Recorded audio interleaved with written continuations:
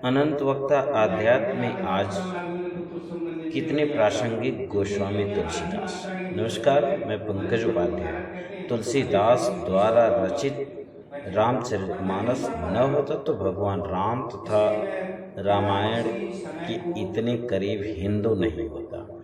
सामान्य जनमानस के लिए अवधि में गोस्वामी ने रामायण को रामचरितमानस बनाया, तभी अखंड रामायण का 24 घंटे का पाठ आरंभ हो सका।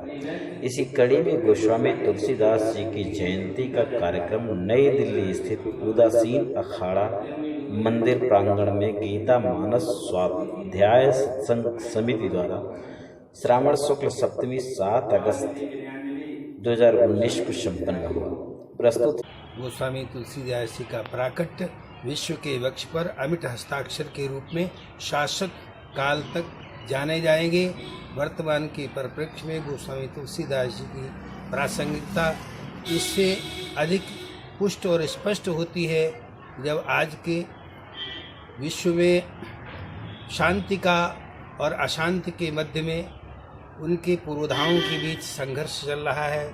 उसी संघर्ष के बीच गोस्वामी तुलसीदास जी के द्वारा राम के द्वारा की गई जनमानस के अंतस में कलुष को बाहर निकालने के लिए और शांति के सागर को लहराने का जो प्रयास किया गया, उससे आज पूरा विश्व नतमस्तक होकर के स्वागत समुदित आदर मना भावना से उनका आदर कर रहा है।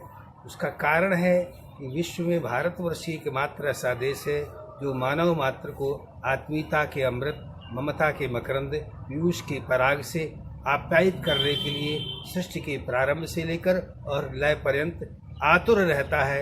इस देश का सिद्धांत है, इस देश के साधक और मनुष्यों का सिद्धांत है कि जब तक धरा पर तुलसीदास जैसे, कबीर जैसे और आपके शंकराचार्य जैसी महान विभूतियों का अवतरण होता रहेगा, तब तक भारत से विश्व की शांति की समस्या के समाधान के सशक्त सूत्रों का कोई आकर्षण प्रक्षेपणास्त्रों के माध्यम से, आणविक शस्त्रों के माध्यम से खींच नहीं सकता।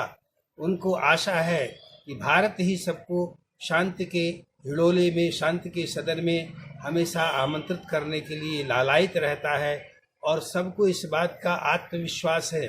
विश्व के आए हुए समस्त शरणार्थियों के लिए आज भी भारत सबसे सुंदर, सुखद, सशक्त शरणस्थली के रूप में जाना जाता है। वर्तमान में गोस्वामी तुलसीदास जी का जो श्रावण मास में अवतरण सप्तमी के दिन हुआ, ब्रह्मांडी संविधान के आधार पर भगवान शंकर और भगवान विष्णु की मौन, प्राकृतिक और मुखर स्वीकृति का एक प्रबल प्रमाण पत्र प्रस्तुत हो रहा है।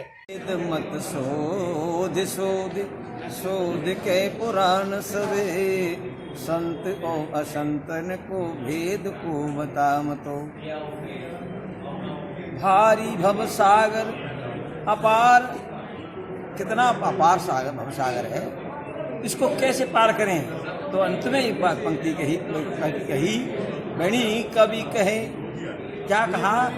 मानो मानो ही प्रतीति पाहन ही में कौन प्रेम उपजावतो।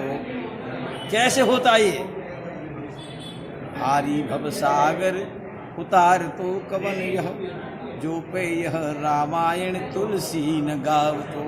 यदि रामचरितमानस नहीं होता तो साधारण कम पढ़े लिखे लोग तो समझ ही नहीं पाते वेदों के सूत्रों को। इसलिए रामचरितमानस उपाधि है वेदों की, हिंदुओं के लिए वेदों के। समाज त्राहे त्राहे कर रहा था, शिक्षा का स्तर गिरता जा रहा था। ऐसे में एक महानायक संत और एक महानायक देव की आवश्यकता थी।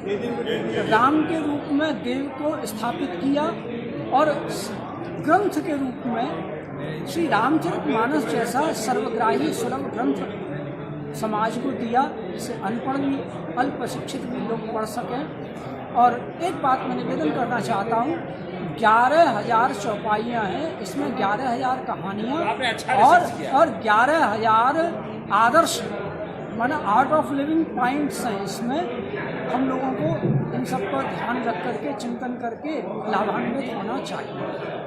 हमको रामचरितमानस के माध्यम से अपने इस जीवन को जीने की कला सीखनी चाहिए।